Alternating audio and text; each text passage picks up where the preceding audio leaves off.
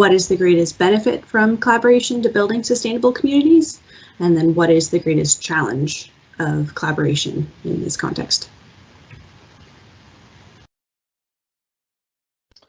So one of the greatest benefits of these sorts of collaborations is the robust and tangible outcomes that come from it, and that everybody understands how you got there and have essentially buy-in to the implementation phase, which for me is the most important.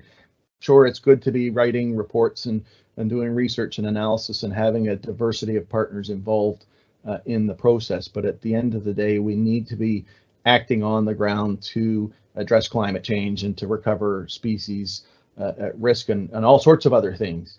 And so by building a strong and robust process that is inclusive and open with a diversity of collaborators from, universities, from municipalities, from the community itself, leads to long-term and robust solutions that everybody is happy to continue to work on. The other thing is that you always need to be thinking a bit about what comes next, so that you can leverage these pieces of work and the processes that support them to continue moving forward, assuming obviously that that's something that everybody wants to do. Generally it is. We've certainly seen that with our climate vulnerability work. It's moved on to partnerships with the Municipal Natural Assets Initiative and looking at natural assets throughout the watershed and within these communities that can help buffer them. And there's a whole piece of work around that, around inventorying, understanding condition and quality. And so I think that you're always looking for that next piece. And making sure that once you start collaborating, that you're able to continue collaborating.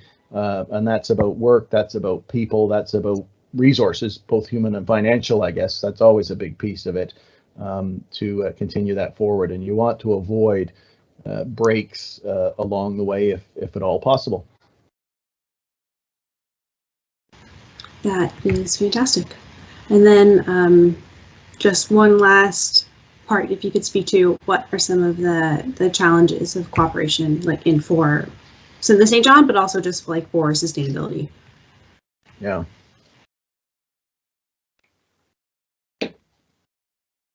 Well, there's certainly no shortage of challenges these days, and we find ourselves 20 months now into COVID, and that certainly is having a significant effect, on the ability to undertake collaborative projects, because you do need to have some face time. You need to be in front of one another. You need to be talking to community members. You need to be talking to academic partners, and you can only sustain that so long in a virtual world is what I'm finding. It is certainly very difficult to start these conversations virtually. And I think we're going to see some lag effect at all sorts of levels moving forward because of a certain inability to initiate new efforts, particularly at a community or a regional level. That just requires face time, and there's no two ways about it as far as I'm concerned. There is also a lot of competing competition for resources, and human and financial capacity is significantly constrained at this point through all sorts of sectors, and that makes collaboration very difficult because people are being pulled in multiple and often opposing directions, and so pushing work forward on the climate front, the vulnerability front, is challenging at best. I think one of the things that we should be taking out of COVID is that human populations are resilient, they're adaptable, and if we take some of those characteristics and move it over to the dual crisis of climate change and biodiversity loss, it is possible for us to tackle these challenges locally, regionally, nationally, and internationally, and come out on the right side of it. And that's exactly what we need to be doing for climate change and biodiversity.